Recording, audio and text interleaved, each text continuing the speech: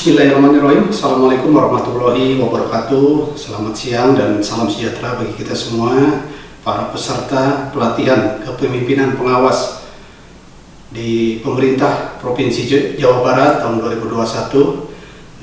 Siang ini kita akan bertemu selama 2 jam ke depan dalam materi etika dan integritas kepemimpinan Pancasila.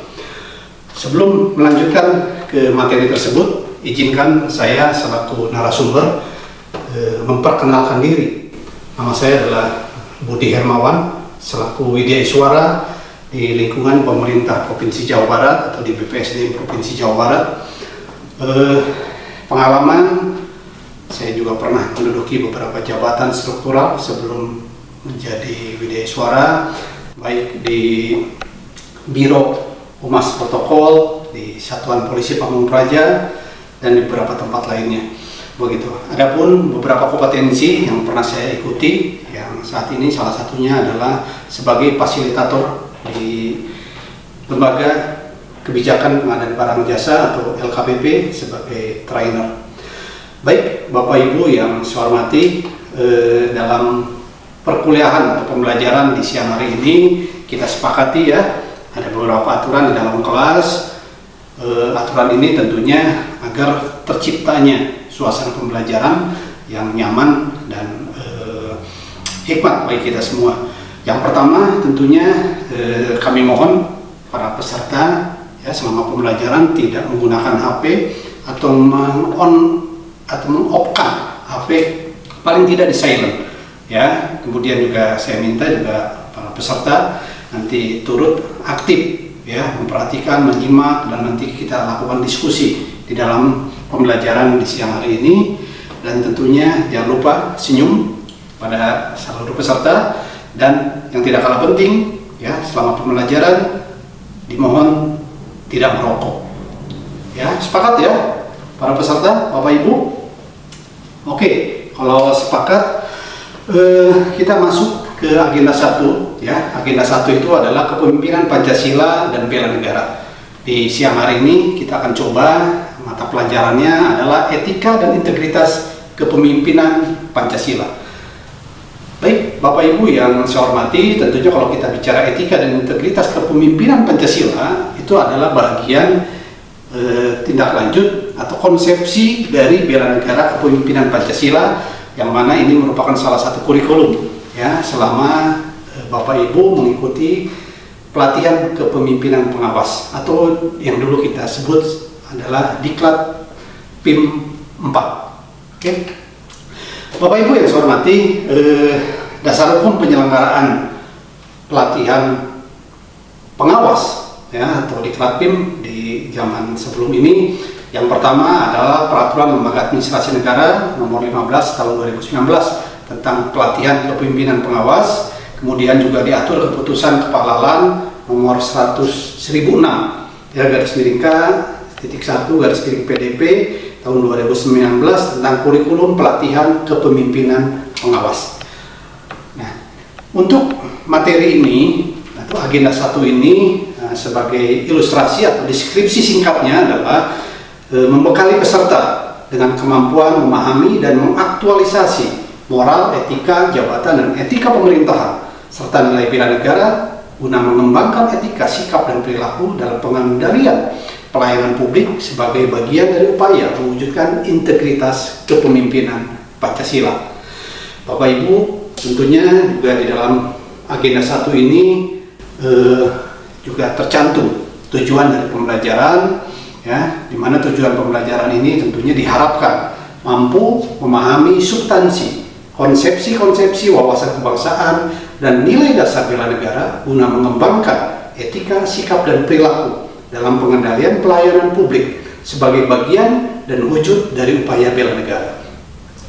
Bapak Ibu peserta pelatihan, tentunya sebagai pejabat pengawas yang menjadi ujung tombak dalam pelayanan publik, tentunya materi ini adalah salah satu materi yang perlu kita pahami, bahkan tentunya perlu kita internalisasikan dalam pelayanan publik kita sehari-hari sebagai seorang PNS. Selanjutnya juga ingin saya sampaikan bahwa materi pokok dalam agenda 1 ini ada 5. Yang pertama adalah bela negara dalam kilasan sejarah kemerdekaan, kemudian nilai-nilai dasar dan teladan bela negara. Yang ketiga adalah tujuan dan visi negara sebagai amanat konstitusi. Yang keempat adalah akuntabilitas dan integritas dalam konteks kepemimpinan, tugas dan fungsi ASN. Dan yang kelima adalah penerapan dan nilai-nilai dasar bela negara guna menangkal hambatan, etika, akuntabilitas dan integritas pelayanan publik. Di dalam materi pokok ini ada 4 submateri pokok yang akan saya jelaskan satu persatu.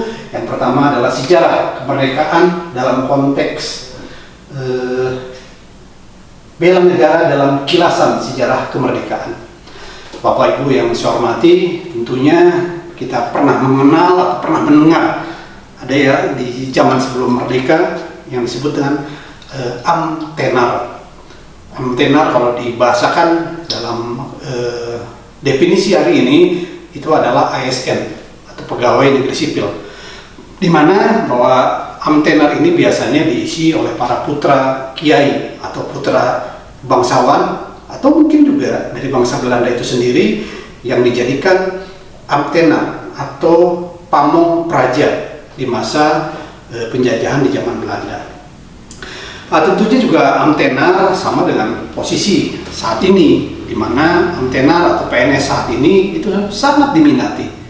Namun tentunya untuk amtenar di zaman lalu atau di masa tahun 1945, amtenar ini sangat terbatas ya kesempatannya. Tadi hanya bisa diisi oleh bangsa Belanda atau mungkin oleh putra-putra priai. Kalau tidak, kita coba lanjut ya di materi pokok yang kedua, gitu. Di mana materi pokok kedua ini kita bagi menjadi 3 submateri. Yang pertama adalah bela negara dalam konstitusi.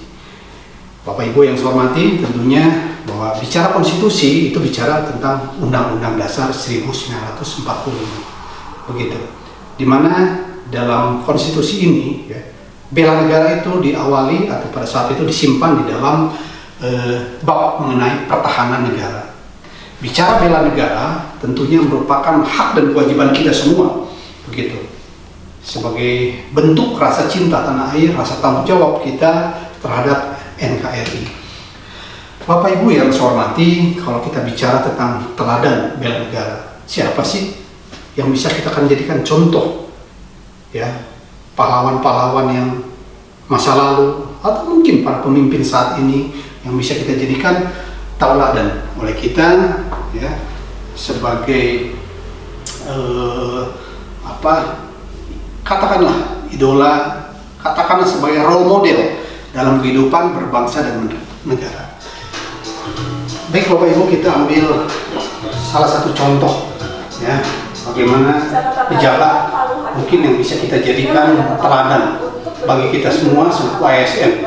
Seorang hakim agung yang betul-betul sangat lurus, sangat jujur, dan sangat profesional dalam menangani kasus-kasus yang cukup besar di negara ini. Mari kita saksikan sejenak. Oke, selanjutnya Bapak Ibu yang saya hormati, ya, tadi kita sudah saksikan bersama, ya, cuplikan dari seorang hakim agung yang tentunya sangat-sangat profesional, sangat-sangat memiliki integritas yang sangat tinggi. Baik Bapak Ibu yang saya hormati, kita coba diskusi kelompok, ya, gitu sejenak. Di kesempatan siang hari ini kita coba lihat, begitu, kita ambil contoh beberapa permasalahan yang dihadapi bangsa Indonesia di saat ini tentunya, dan bagaimana cara kita memberikan solusi, memberikan pemahaman, ya, untuk menuju bangsa Indonesia yang tetap adil, makmur, dan sejahtera. Baik, berapa contoh mungkin Bapak Ibu bisa berikan contoh kondisi atau permasalahan yang saat ini terjadi di tengah-tengah masyarakat kita, apa saja mungkin? Oh ya, yang pertama mungkin bisa, ya, hoax, ya, hoax saat ini, ya, atau informasi palsu yang akhirnya sering memfitnah ya, bahkan sering mengadu domba. Ini juga menjadi salah satu permasalahan di bumi negeri kita ini. Kedua apa? Narkoba, betul? Ya, narkoba saat ini juga menjadi suatu kejahatan yang sangat luar biasa, di mana narkoba ini sudah sangat mempengaruhi kehidupan ya bangsa, generasi muda, yang tentunya ini akan sangat membahayakan bagi kelangsungan ya generasi kita di masa yang akan datang. Kira-kira permasalahan apa lagi? Silakan Bapak Ibu, ada yang bisa disampaikan? Oh iya, oke, korupsi ya.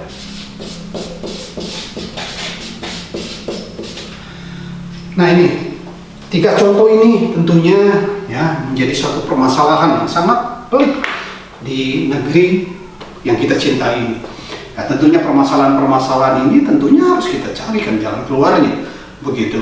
Bangsa kita sudah hampir 76 tahun merdeka.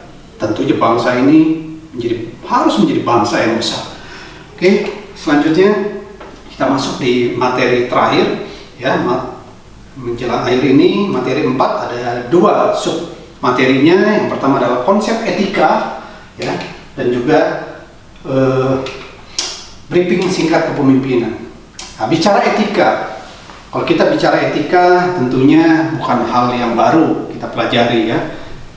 Etika itu berasal dari bahasa Yunani yang artinya etos ya, yang artinya tempat tinggal, kebiasaan, sikap, watak atau cara berpikir. Nah, dalam bahasa kesehariannya menurut Kamus Besar Indonesia ya, etika itu bicara tentang apa yang baik dan apa yang buruk gitu dalam suatu komunitas. Tentunya bicara tentang moral atau bicara tentang akhlak, itulah etika ya. Kemudian juga tentunya etika ini harus bersanding dengan integritas. Integritas dalam bahasa Latin adalah integer, yang berarti seluruh ya. Menurut Kamus Besar Bahasa Indonesia, integritas adalah bicara tentang mutu, sifat atau keadaan yang menunjukkan kesatuan. Jadi kalau kita lihat ya bahwa etika dan integritas pemerintahan Pancasila artinya menjadi satu kesatuan ya. Bagaimana mengelola bangsa ini berlandaskan nilai-nilai Pancasila yang ada di muka bumi ini. Bapak Ibu yang saya hormati, kita masuk di materi terakhir, yaitu materi 5 di dalam agenda 1 mata pelajaran etika dan integritas pemimpinan Pancasila, yaitu tentang konsep kewaspadaan nasional. Bicara konsep kewaspadaan nasional tentunya bukan hal yang baru di dalam lingkungan kita sehari-hari ya. Kita coba apa sih yang dimaksud dengan konsep kewaspadaan nasional ya. Menurut beberapa literatur ya yang diambil, salah satunya dari modul bidang studi kewaspadaan nasional Lemhanas, dikatakan bahwa kewaspadaan nasional itu adalah suatu sikap dalam hubungannya dengan nasionalisme yang dibangun dari rasa peduli, rasa tanggung jawab, serta perhatian seorang warga negara terhadap keberlangsungan kehidupan berbangsa bernegara. Baik Bapak Ibu yang saya hormati, berdasarkan diskusi yang telah kita lakukan begitu di siang hari ini, kita sepakati bahwa sebagai ASN tentunya kita harus memahami, mengetahui dan menginternalisasikan ya sejarah ya, kemerdekaan, sejarah perjuangan bangsa Indonesia, yang mana ini menjadi satu nilai dasar bagi kita semua selaku ASN ya. Karena sebagai ASN kita diberikan mandat, diberikan peran sebagai pelayan publik, diberikan peran sebagai perekat pemersatu bangsa, yang tentunya bagaimana kita membawa bangsa Indonesia ini menggapai visi misinya yang telah ditetapkan di dalam pembukaan Undang-Undang Dasar 1945.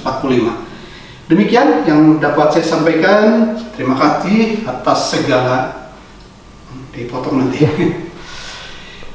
Demikian materi yang telah saya sampaikan. Tentunya materi ini dapat diinternalisasikan oleh kita semua.